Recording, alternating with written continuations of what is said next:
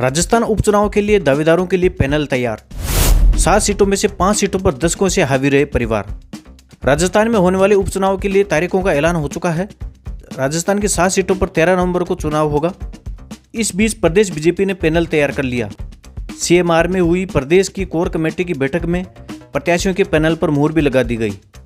कांग्रेस भी दावेदारों के नाम को लेकर बैठक कर चुकी है। राजस्थान की जिन 7 सीटों पर उपचुनाव होने हैं उनमें देखना रोचक होगा कि कैसे राजनीतिक दल जीत के समीकरण और पारिवारिक सियासत की चुनौती के बीच तालमेल बैठाकर टिकट का निर्णय करते हैं। बीजेपी ने सभी 7 सीटों पर 3-3 नामों का पैनल तैयार कर लिया है। कांग्रेस भी अपने नामों को लेकर पहले बैठक कर चुकी है। 13 नवंबर को 7 सीटों पर उपचुनाव करवाए जाएंगे। रामगढ़ और सोलंबर के अलावा उपचुनाव के लिए प्रस्तावित 5 सीटें वो है जहां के विधायक लोकसभा चुनाव में इंडिया गठबंधन के टिकट पर सांसद बन गए हैं। इनमें खींवसर, झुंझुनू, दौसा, देवली उनियार और चौरासी है। हालांकि कांग्रेस और बीजेपी में नामों की दावेदारी शुरू हो गई है, लेकिन इन 7 सीटों में से 5 सीटें ऐसी है जहां भाजपा या कांग्रेस से जुड़े सियासी परिवारों का दबदबा है। तो आइए जानते हैं उनकी विरासत की सियासत। दौसा, कांग्रेस विधायक मुरारलाल मीणा अब सांसद हैं। उनके परिवार में पत्नी सविता मीणा और बेटी दावेदार है।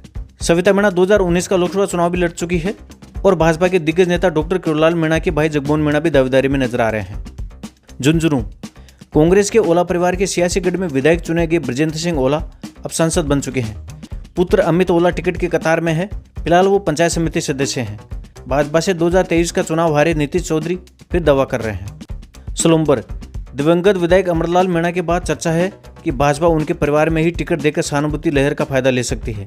मीणा की पत्नी अभी सरपंच है और राजनीति में सक्रिय है। कांग्रेस की ओर से परंपरागत तौर पर नेता रघुवीर मीणा की भी दावेदारी है। वहीं खींवसर में सांसद हनुमान बेनीवाल की परंपरागत सीट पर फिर से बेनीवाल परिवार का दावा है। भाई नारायण बेनीवाल पहले विधायक रह चुके हैं। इस बार हनुमान बेनीवाल की पत्नी भी चर्चा में है। नागौर के दिग्गज सियासी परिवार मिर्दा फैमिली से ज्योति मिर्दा एक बार फिर दौड़ में है। वह पहले विधानसभा और लोकसभा का चुनाव हार चुकी है। चौरासी सीट पर भारतीय आदिवासी पार्टी का दबदबा है। यहां से विधानसभा चुनाव जीते बीएपी के विधायक राजकुमार राउत अब सांसद बन चुके हैं, इसलिए ये सीट चुनाव के लिए खाली हुई है। बीएपी ने इस सीट पर अपनी कैंपेनिंग शुरू भी कर दी है। राजकुमार राउत लगातार इस सीट पर दौरा कर रहे हैं। बीएपी सिर्फ यही नहीं बल्कि कुछ अन्य एसटी बाहुल्य सीटों पर भी अपने प्रत्याशी उतार सकती है। रामगढ़, हाल में रामगढ़ से विधायक रहे जुबेर खान का निधन हो गया था। इसके बाद ये सीट उपचुनाव के लिए खाली हो गई। बीते 3 दशक से कांग्रेस और बीजेपी दोनों ही पार्टियों में इस सीट पर परिवारवाद हावी रहा है। कांग्रेस ने जहां 1990 से यहां जुबेर खान को ही प्रत्याशी बनाया, वहीं बीजेपी ने हर बार ज्ञानदेव आहूजा को उनके सामने उतारा। इस बार यहां कांग्रेस से इमरान टिकट के बड़े दावेदार है। वहीं बीजेपी अपने बागी सुखविंदर सिंह पर दाव लगा सकती है।